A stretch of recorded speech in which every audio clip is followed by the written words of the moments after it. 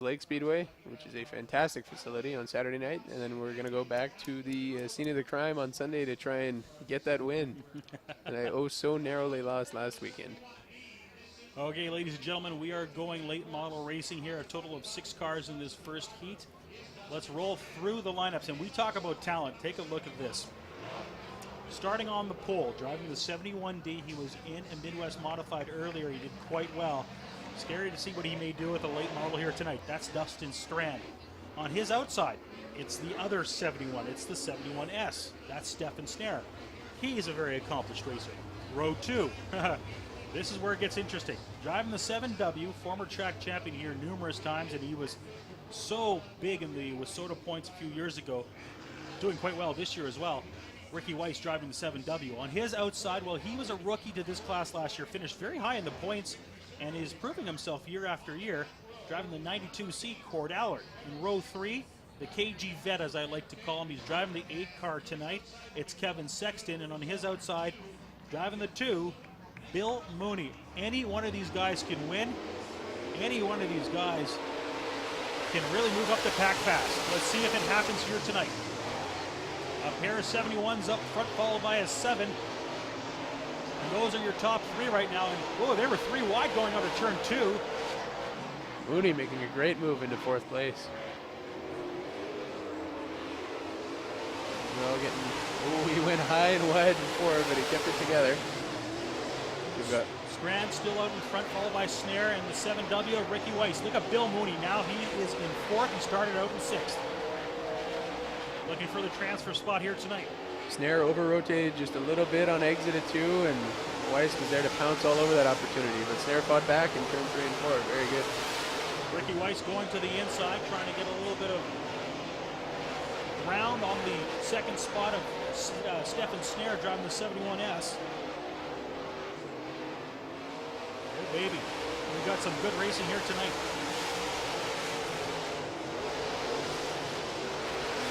Late models race 10 laps here for heat races. Snare's actually reeling in the leader a little bit. This will be interesting to see when he gets to his back bumper. Strand is looking good, but he's not looking dominant. It's going to be a good final 6 laps here.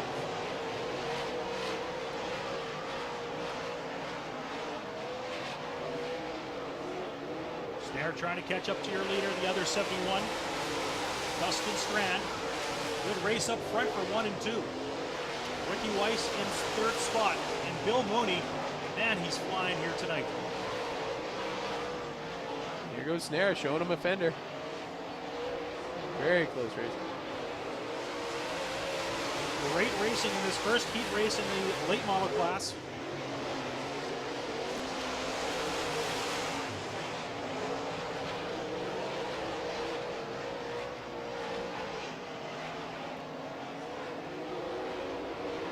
The track conditions look a little bit spotty from what I can tell up here. It's looking like it's a little bit difficult to hit your marks perfectly every lap. And when you see a guy like Ricky Weiss just offline a little bit and then making a great move back up to 2nd, or to fight for 2nd, you can tell it's not the exact same way all around, which makes for good racing. As Weiss goes to the bottom in 1, it looks like he might have it. Looks like he does. Ricky Weiss trying to hold on to 2nd spot, but Stefan Snare right beside him. They were door to door for a second. Ricky Weiss now currently in 2nd spot. Can Stefan Snare take it back as they go around turn number 4? Oh, that's getting close. We have 1 lap to go in this heat race. Your leader has held on for all 10 laps so far. Let's see if he can hold on in this final one. Ricky Weiss trying to play catch up as they go around turn number 4 right now. Your leader, your winner in this one for the entire race. It's the 71D of Dustin Strand. Ricky Weiss finishing up in 2nd spot, driving the 7W, followed by 3rd spot. The 71S is Stefan Snare, and Bill Mooney, who's the one who made the most ground in this race, driving the 2 car. He started out in 6th, finished up in 4th spot. Yeah, a strong showing by Strand. He started out up front and just kept that lead to what he needed to. Really good racing there between Weiss and Snare. Look at that time for Dustin Strand, 18.945. That's pretty fast for a late model here at this That track. is very quick. Very good. In fact, pretty good times all the way around. Last week we were seeing times closer to the 20 mark, but these guys seem to have a little bit more speed here tonight at the Speedway. Those track conditions, it's crazy. You have to be able to go from driving like a wild man to a gentleman all within one night. When it is tacky, you just drive those things wide open, let it all hang out. And when it is dry slick, you have to definitely mind your P's and Q's. Well, we are switching our attention to the second heat now as they're getting ready to enter the track surface. This is my most favorite part of the entire racing circuit, calling all these 71s, because we have a 71 again on the pole in this race. 3 71s usually race here, and of course Dustin Strand, Stefan Snare. And this is the other one. He's got the pole position tonight. It's the 71 of Rick Fawcett. On his outside, it's the 12S of Brad Sang. In row number 2, we have the 44S of Cole Schill. And on his outside, it's the 88 of Paul Viert. Of course, Viert racing earlier in a Midwest Modified is in a late model as well tonight. Driving in the third row, driving in the 5th spot, it's the 5E of Shane Edgington. And in row number 3 on the outside, driving the number 9 car, he's the boss, he's the owner, it's Walt Morris. So a total of 6 cars in this heat race. We have 5 in the last heat race before we go to intermission. I'm picking Edgington as the car to watch. It was his birthday this week. I think things are rolling for him. He's actually running really well here recently, so we'll see what kind of ground he can make up. Got to watch in this race is always Brad Sang. He's always very dangerous here at the Red River Co-op Speedway. Let's see what he does here tonight. Sang tries to jump out to an early lead as they go around turn number 1. It's Sang, Fawcett, followed by that 44S of Cole Schill. Viert's in 4th. Walt Morris has jumped up now, beating the birthday boy. He's in 5th spot, and Edgington is at the back of the pack in 6th. Looks like he's slowing, actually. 2 cars slowing. Fawcett having some problems, so is Shane Edgington. Fawcett gets it going again. He's now all the way back in 5th spot, and Walt Morris having problems on the backstretch. And Edgington pulling off now to the infield, letting these guys go around. Your leader after 2 laps is the 12S of Brad Sang, followed by the 44C, S of Cole Schill. Yeah, Schill all the way from North Dakota made the drive up tonight, and glad he made it out.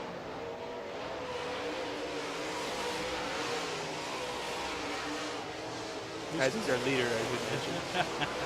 Also from Grand Horse. Or actually, I'm not sure where the Colts from, but South of the border, safe to say? yes, I do know that much.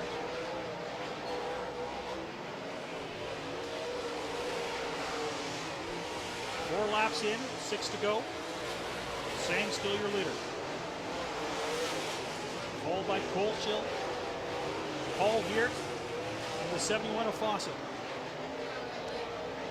Yeah, it definitely looks like there's a slick spot high in turn 1. And so guys entering that are having to wait quite a while for the traction to come back into the racing groove.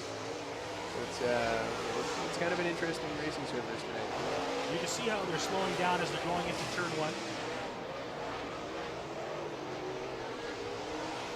Yeah, as that track dries out, it will just continue to lose grip until a certain point when it dries out enough that it starts taking rubber, and then it'll get grippy again, which has given many a crew chief a headache.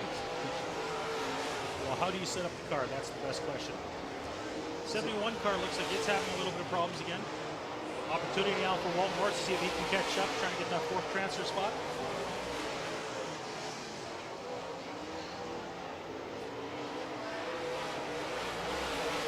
That's Rick Fawcett driving the 71 car. Brad Sang is looking pretty comfortable out front right now. Schill doing a good job in 2nd, trying to eat into that gap, but also looking pretty loose through the center of 1 and 2. Very comfortable lead if you're Brad Sang right now. About a quarter of a track. Seeing that white flag, it's good. He's got 1 lap to go. There's your leader on the screen right now, Brad Sang. Also the NLRA point leader, running very well this season. As Sang closes up on a lap car, let's see what happens here. Oh! That was close. Comfortable enough lead that he could slow down there a little bit as he's getting close to lap traffic. Brad Sang wins that race. The 44S of Cole Schill comes in second, followed by the 88 of Paul Beard, and in fourth spot, looks like he's going to make it here for the transfer spot. That's the 71 of Rick Fawcett. One more heat of late models here before the intermission. Should be another good one. So only 5 cars in this last heat of late models for this race. A couple of Balkans in this one, another family affair there. Of course, they're relatives as well. Had an opportunity to talk to George Balkan earlier this week. He'll be racing in the 4th spot in this race, and George is just excited to be in a late model this year. Just a big difference, of course, than his super stock that he was racing a few years ago, and then, of course, he was racing a truck last year. So big difference for him, he said, getting behind the wheel. Yeah, it would definitely be a lot to get used to coming from a super stock into a late model. But George, I'm sure, will handle it all right. He's a very good driver. He's the WISSOTA Rookie of the Year for super stocks some time ago. Sometime. I don't remember the year, but he did prove the adage, with age comes a cage, when he got off his motocross bike and took to the dirt. Like I said, 5 cars in this one tonight. The guy to watch in this one, of course, is always the number 10 car. He'll be in the 2nd spot, but let's go through the lineup. He was the champion of the Super Stocks last year here at Red River Co-op Speedway. Of course, they're not racing here anymore. Driving the 55 car, that is Mike Martin. On his outside, the guy I was just talking about a second ago, the guy to watch, he's driving the number 10.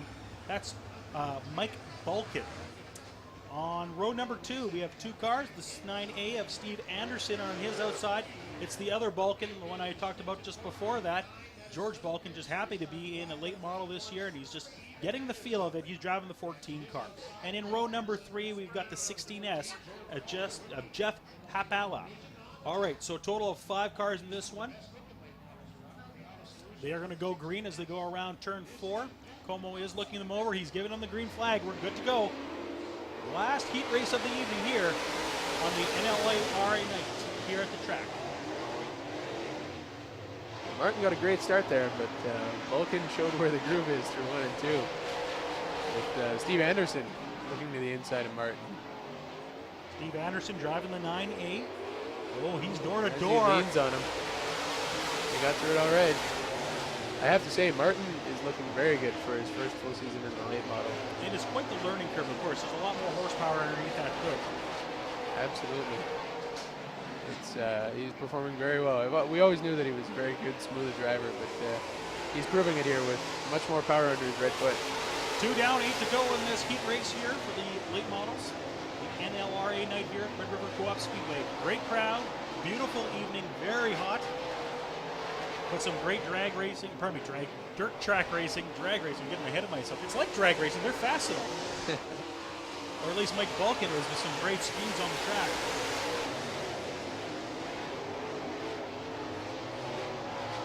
Mike Balkin, your leader. Followed by the number 9 car. That's the 9A of Steve Anderson. He's in 2nd spot. 3rd spot belongs to the 55 of Mike Martin, followed by the 14 of George Balkin. And in the back, who's driving the 16S, that's Jeff Hapala. All 3 of those 3rd, 4th, and 5th cars, they all are graduates from Super Stocks, actually. Good to see them moving up instead of quitting. It's always a plus. 5 laps to go for our late models. Yeah, Balkan's checking out on this one. Car looks very good. If you're the other race classes, the race cars in this feature tonight, you know Mike Balkan's got her dialed in. He seems to have a lot of speed out there. Oh, we got a spinner on turn number 1. The 16S causes the yellow flag. That brings out our first caution, maybe of the night. It has been the first caution of the night. Yeah. Some good clean racing so far. They're mostly clean anyway.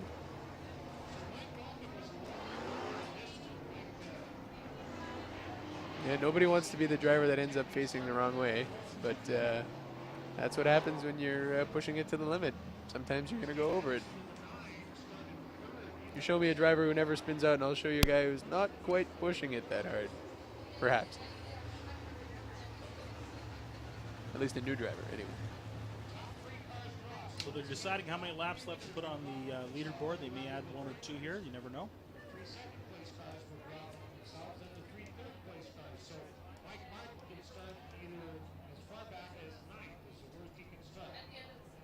And let's take a look at how that transpired again as they go around turn number 1. That 16 just looked like she couldn't handle it going around the corner. Entered that slick spot in 1, and there wasn't the rear traction that he needed to be able to keep that back end under him. And it's tricky too, because if he had entered about 1 car length lower, or car width lower, he would have, there was plenty of traction down there. It's just all in the groove. And of course, this is now the question mark. At intermission, do you water the track, do you not water the track, right? Yeah, definitely. Our track doesn't, when it seals over like that, it does not tend to take water too well. But I think with a little bit of packing in the top groove, I think that we'll have a pretty good track for the features.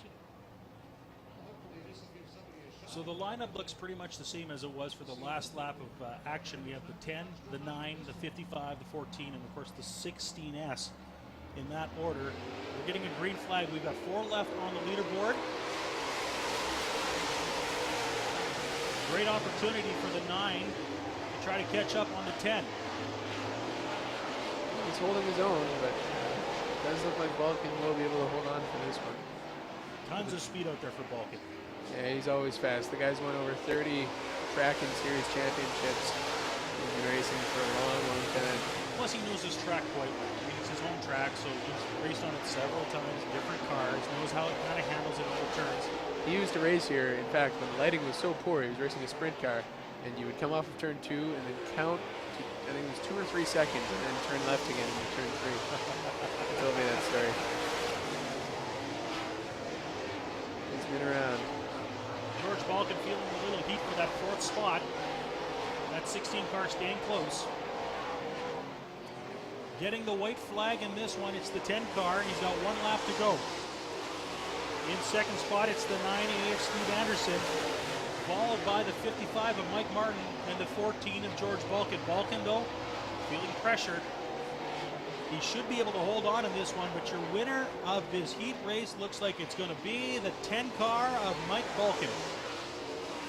Anderson comes in 2nd, followed by Martin. Like I said, the other Balkan driving the 14 comes in 4th.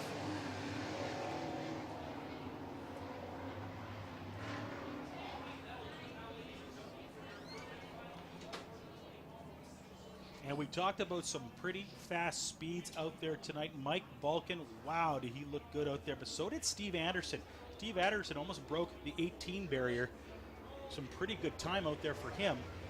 But Balkan, of course, with the win tonight in the heat race on the NLRA night here at Red River Co-op Speedway.